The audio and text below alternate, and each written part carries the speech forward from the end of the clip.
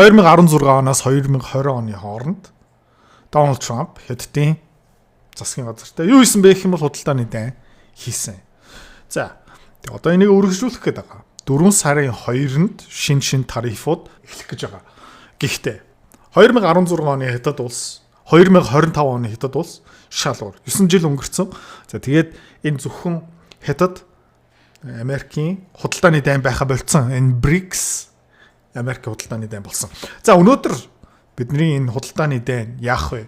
Америк ялах уу? Хятадууд ялах уу? Ямар үр дүн гарах юм бэ? Хоёр дахь хэсэг нь та 40-ийн видеог бас үзчихээрэй. За тэгээ өнөөдөр хэдүүлээ дахиад өчтөр шинжилсэн, дүнсэн, сонссон подкастыг үргэлжлүүлье. За. Build infrastructure. So I think the BRI is more or less a net positive for good in the world. Yeah. Тэгээ өчтөрийн видеон дээр дүнэлт нь юу байсан бэ гэх юм бол Хятадын хөгжүүлсэн, санхүүжүүлсэн, босгосон нэг бүс нэг зам. Одоо 150 орон гишүүн болсон. Ерөнхийдөө нийтдээ маш сайн. Хятад улстай ч сайн, тэгээ гишүүн болсон улсуудад ч гэсэн сайн. Жишээлбэл Индонез, Малайз энүүгээр дамжуулаад уул уурхай, олборлолт, баяжуулах, дэд бүтц, худалдаа, эдийн засгийн өсөлт, хүн амын өсөлт, орлого нь өссөн. За энүүгээр дамжуулаад бас Хятад Аз орно, Хятад Африк орно, Хятад South America одоо өмнөд Америкийн худалдааны объем, volume бүгдээрээ хөгжсөн. Энүүгээр дамжуулаад Хятад улс бас Америкийн худалдаанаас хараад бус болсон тодорхой хэмжээнд. За тэгээд өнөөдрийн Хятад улс шал өөр шүү. Тэгээ одоо BRICS хэрхэн одоо реакц үзүүлэх вэ? Ямар үр дүн гарч ирэх юм бэ? Ямар хариу барих юм бэ? Хэдүүлээ одоо сонсцгоо. I agree with you. I want to shift. I want to go back to that point that you brought up with earlier with BRICS, because I think this is an interesting one. It's worth revisiting here. We're looking at BRICS. Donald Trump has. I know he said 100% tariffs. I thought he actually increased that to potentially, 150% for the BRICS. And it's all about that U.S. dollar, right? He wants to ensure that the U.S. dollar remains the global reserve currency. But what is your opinion, with the way the BRICS organization?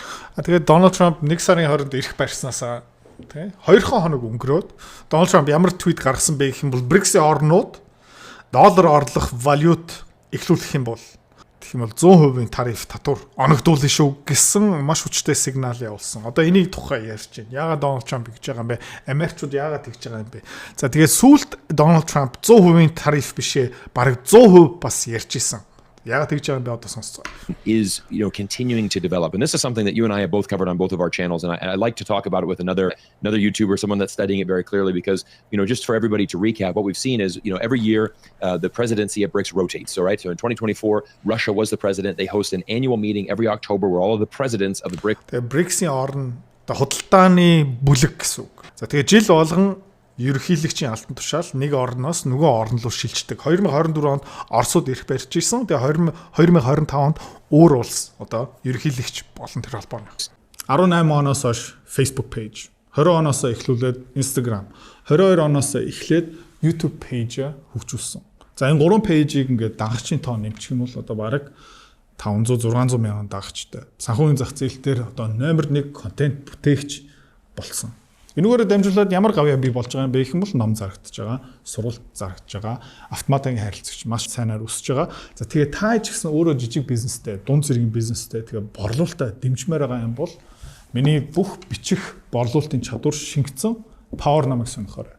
Idrots.com дээр захиалж болно. Дэлгэрэнгүй мэдээл бас тэндээс. Countries come together. They all met in Russia last year. They had a big meeting, and there was a very big addition where they're now introducing partner countries. So not official members, but partner countries. There were 9 countries that came in, many of them very significant, very fastly developing countries in Africa, Southeast Asia. I believe Thailand and Malaysia were a part of that. So again, right there in Southeast Asia. Are we missing something about BRICS? For example, what if they, I don't think they're trying. За тэгээ өнгөрсөн жил 2024 онд юу болсон бэ гэх юм бол Оросууд энийг зохион байгуулж байгаа та. Тий. Өмнө нь бол зүгээр цэвэр BRICS-ийн орн гишүүдүүд уулзж исэн бол одоо зүгээр түнш орн гэсэн юм байгаа. Яг BRICS-ийн гишүүн болоогүй хэрнээ BRICS-тэй холбоотой партнер одоо хамтарч байгаа орнууд бас очсон. За энэ дундаа юу байсан бэ гэх юм бол Турк очсон. Энэтхэг очсон. Тэ. За тэгээ Казахстан гих мэт чинь орнууд бас очиж исэн. Тэ гишүүн буюу хамтарч ажиллаж байгаа орнуудын тоо нэмэгдээд байгаа. And to create another currency. That was certainly a thought for a while that they were going to have this new gold-backed currency. I think they have shifted away from that. Is BRICS really going to emerge really as just a trading organization? Are we going to be seeing more currency swap agreements, more deals being bartered just between countries? Tell us your thoughts on BRICS in general. Sure. За тэгээ BRICS зүгээр дэлхийн худалдааны байгууллага World Trade Organization гэсэн юм байгаа шүү дээ. Тийш жишээлбэл Америкчууд хэдэн улсыг 2001 онд одоо гишүүнээр оруулж ирсэн. За энэгээр дамжуулаад юу болт юм бэ гэх юм бол дэлхийн худалдааны холбоо руу орж байгаа. Энэгээр дамжуулаад нөгөө гайл, тээвэр, логистик бүх юм айгу хөнгөвчлөө. Тэгээ хэдэн улсын эдийн засаг тухайн үеэс хойш пуужиндаад эхэлсэн. BRICS-ууд ерөөдөө World Trade Organization дэлхийн худалдааны одоо организацтай адилхан юм үүсгэж байгаа. За энэс гадна нэмээд BRICS-ийн орнууд хоорондоо валютын солилцоо хийж байгаа юм уу? Шинээр өөрийнх нь валют гаргаж байгаа юм уу? Алтаар баталгаажуулсан валют гаргаж байгаа юм уу? Эсвэл тэрнээс холтцсон юм уу?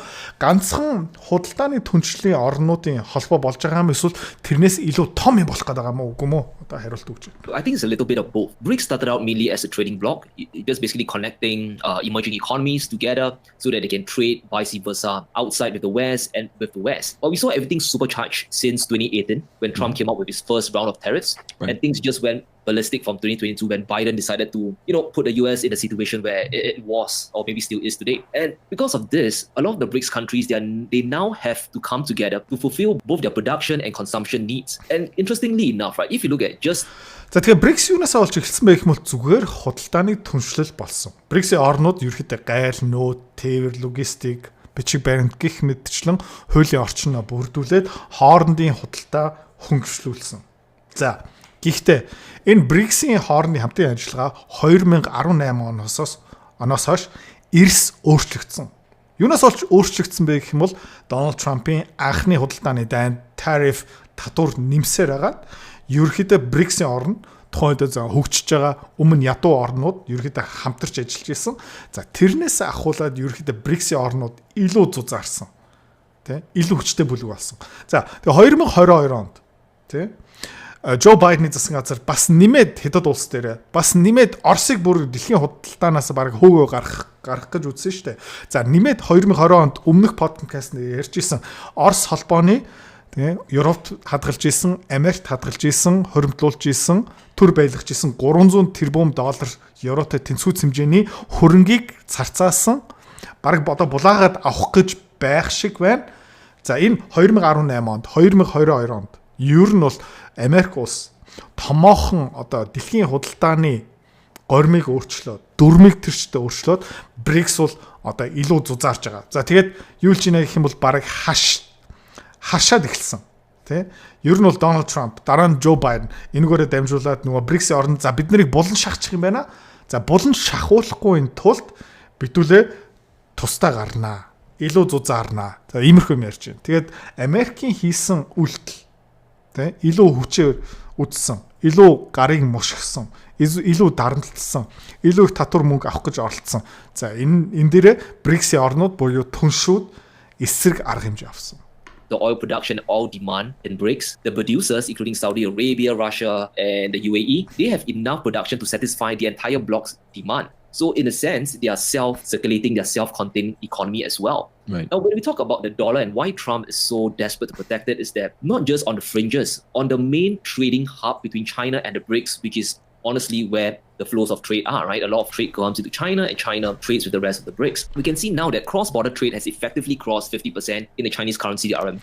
Номер 1. Хамгийн эхлээд юу болсон бэ гэвэл энэ BRICS-ийн орнууд хоорондоо тэр эрчим хүч тэг худалдаа хийж байгаа. Газ, нефт, гэх мэт нүүрс. За энэгээр би даасан болсон. Хараат бус болсон байгаа. Өөр орны нефт ерөөсөө хэрэггүй. За тийм учраас үйлдвэрлэж байгаа орнууд тэг Хятад, Вьетнам, Таиланд гэх мэтчлэн юу жинэ гэх юм бол тэр газ, нефтийг аваад тэг үйлдвэрлэлөө ажилуулад эцсийн бүтээгдэхүүн гаргаад үйлчлэгээ бүтээгдэхүүн гаргаад бусад нөө Сауди Араб, Казахстан, Орос руу буцаагаа явуулж байгаа. Хятад хамгийн гол нь цахилгаан машин, тоног төхөөрөмж гэх мэт чинь. За Хятад эргүүлээд тэ Сауди Араб, Кувейт, Катар, Орос энэтхээс газ, нефт, эрчим хүч ингээ худалдаа авч байгаа. Тийм учраас нефт, газ, эрчим хүч дээр эдгээр бие даасан болсон. Тусдаа гарцсан. За нэмээд 2024 онд юу болсон бэ гэх юм бол BRICS-ийн орндын тий хоорондын худалдаа хамгийн гол нь хятад бусдын хоорондын худалдаа төлбөр тооцооны 50% нь заяа хятад юан RMB-ээр явдаг болсон. За энэгээр юу үүсэж байна гэх юм бол дэлхийн худалдаан дээр доллар шахагдж байгаа. Тийм учраас Дональд Трамп илүү хүчтэй тий яриад эхэлж байгаа. Илүү хурц яриа эхлүүлж байгаа. Гэхдээ энүүгээрээ дамжуулаад нөө БРИКС-ийн орнууд нь бүр холдож эхэлж байгаа тий амиа бодож эхэлж байгаа. Right. And this wasn't this year. It wasn't even last year. It was 2023, if I'm not wrong. You're right. That's right. So now we can comfortably expect it to be 55, 60%. Right. And this really poses a lot of trouble for Trump, for Scott Bessent, people in the Treasury who wants the circulation of dollars to continue. Because just think about this. If China Тэгээд 2023 он тэр 50% та хүрсэн. За одоо бараг 55 60% л өгч байгаа. Тэгээ энэ ямар асуудал болж байгаа юм бэ гэх юм бол Америкчууд маш их мөнгө хэвлэдэг, маш их зээл гаргадаг. Тэгээд тэр зээлийг хэн зардаг байсан бэ гэх юм бол Орос руу зардаг байсан, Хятад руу зардаг байсан, Таиланд, Вьетнам, Солонгос, Япон руу зардаг байсан. Гэхдээ одоо олон улсын худалдаан дээрээ тэр долларыг бас төлбөр тооцоо хийдэг байсан байхгүй юу? Ганцхан одоо зүгээр доллар аваад за Жо Байден баярлж гин үү би чиний доллар авчлаа. За Трамп би чиний үрийг авчлаа. Ганцхан тэр биш. Тэр долларыг бас худалдаанд ашигладаг байсан байхгүй юу?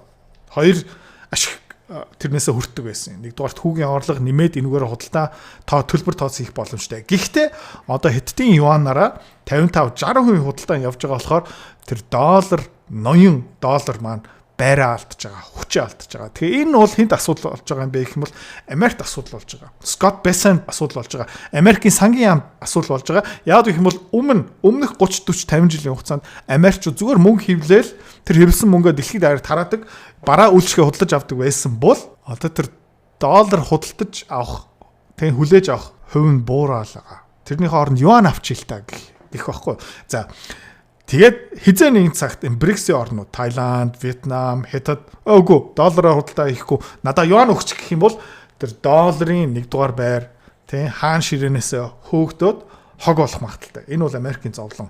Энэний эсрэг Дональд Трамп бас ажиллаад байгаа. Амар том даалгавар. China continues to export more cars to the world, more stuff to the world, and let's say hypothetically speaking, their semiconductor industry booms next year. And they have this massive lump of chips to share with the world, to export to the world. Chances are they're going to invoice in Chinese currency, the yuan, the RMB, instead of the dollar. Right. And this is, I think, a clear point that really, threatens and puts quite a bit of fear in the Trump presidency as well. And that's why we are seeing him hammer down relentlessly with all his tariffs. Okay.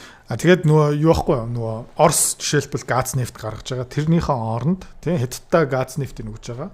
Тэттээс юу худалдаж авч байгаа юм бэ гэхэл машин тоног төхөрж гэх мэт чинь барилгын материал. За.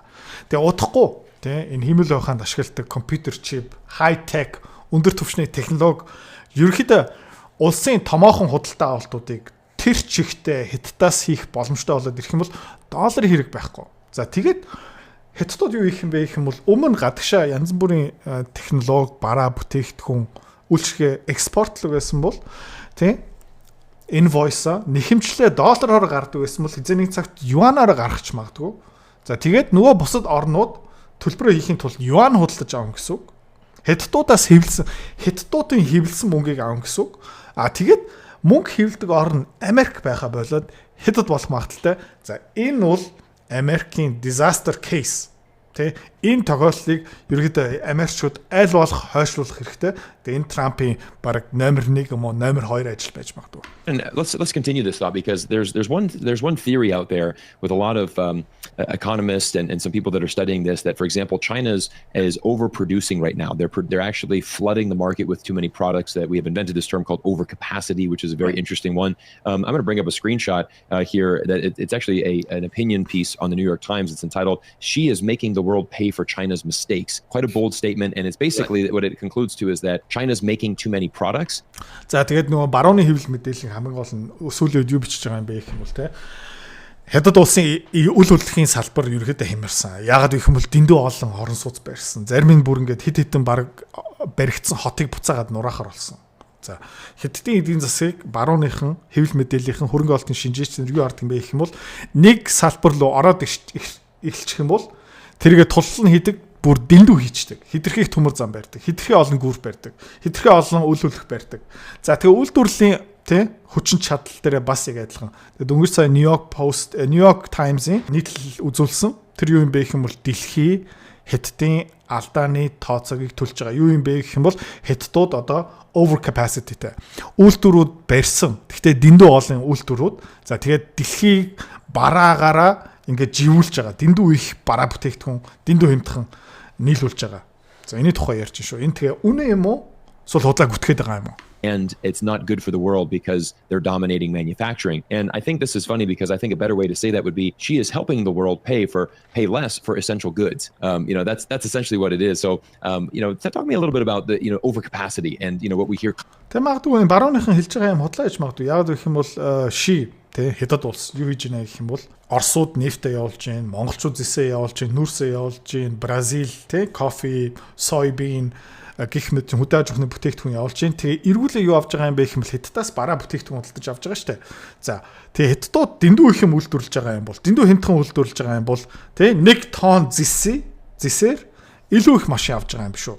Одоо ингээ Монгол улсын эдийн засгийг харах юм бол бид нар ингээ зэс нүрс гаргаад тэрнийхээ хооронд доллар авж байгаа. Тэгэхээр тэр доллар бид нар юу хийж яах юм бол гудамжин зүгээр харчихсан. Mercedes Benz авж байгаа, Lexus авж байгаа, Land 200 авж байгаа. За тэгээд нэг 300 сая төгрөгөөр Land 200 авахгүй 150 сая төгрөгөөр хятад машин авчих юм бол Монгол улсад ашигтай юм биш үү. Яг гэх юм бол 1 тонн зэснийхээ оронд илүү их бараа авах юм биш үү.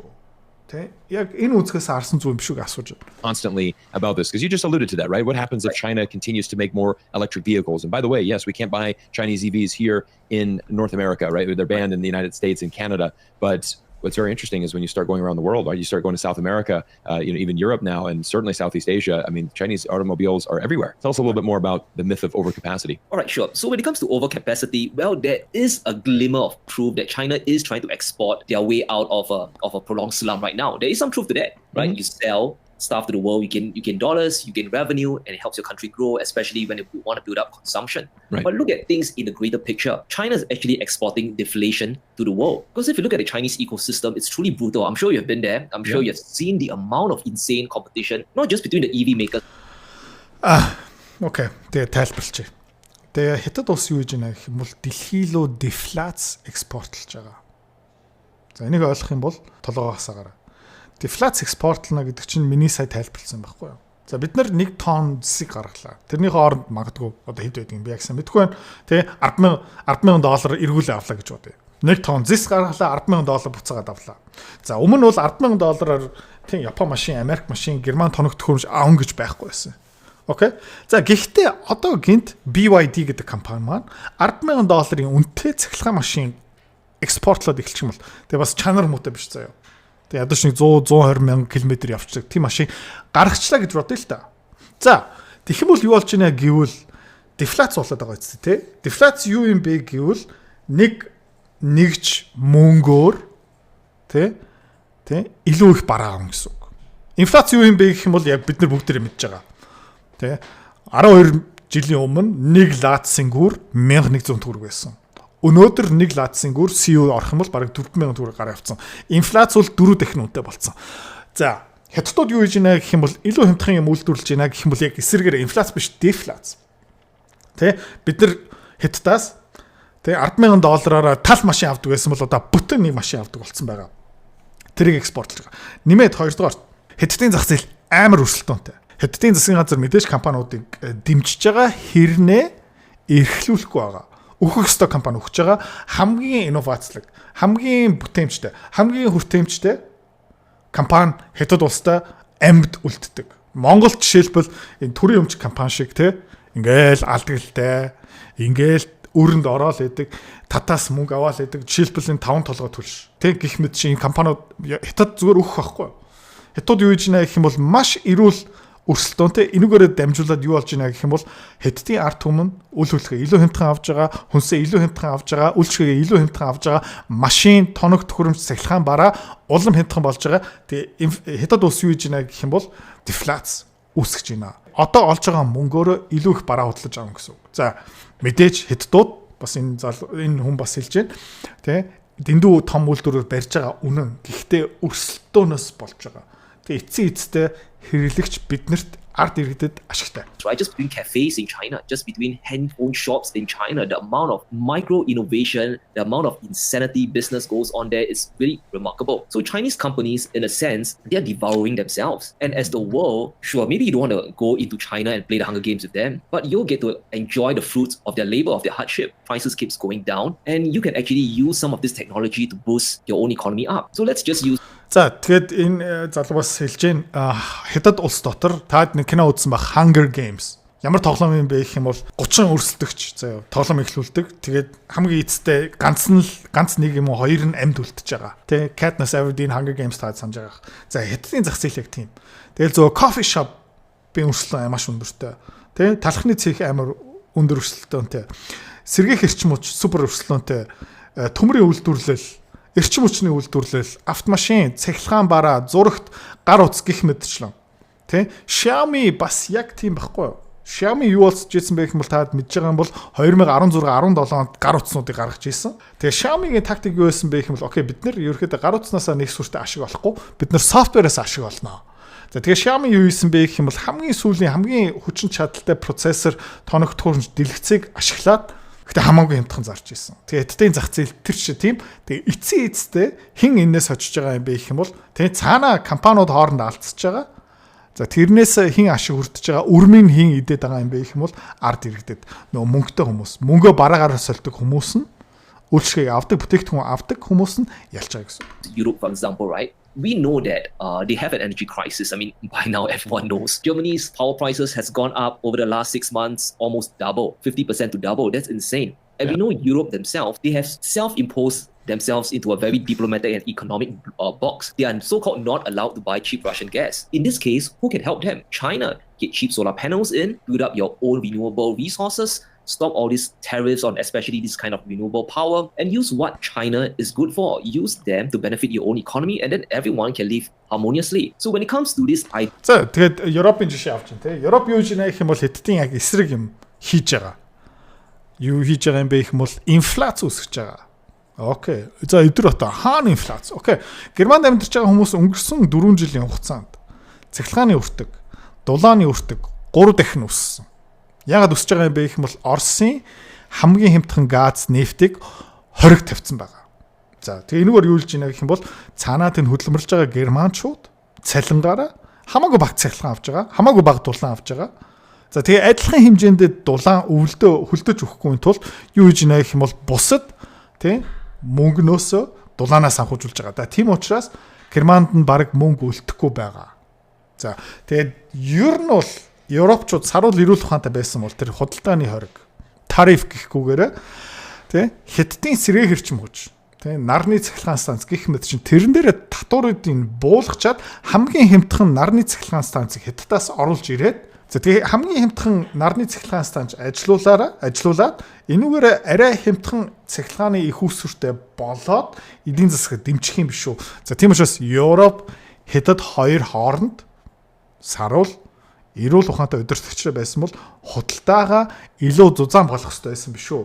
Тэгээ Европчууд харамсалтай яг эсрэг юм хийж байгаа. Тэ хан барьж байгаа, босхын өндөрсөд байгаа, татврын дээшлүүлж байгаа, дефляц оруулахгүй байгаа хэрнээ дотоодынхаа эдийн засгаа инфляцаараа алаад боож байгаа.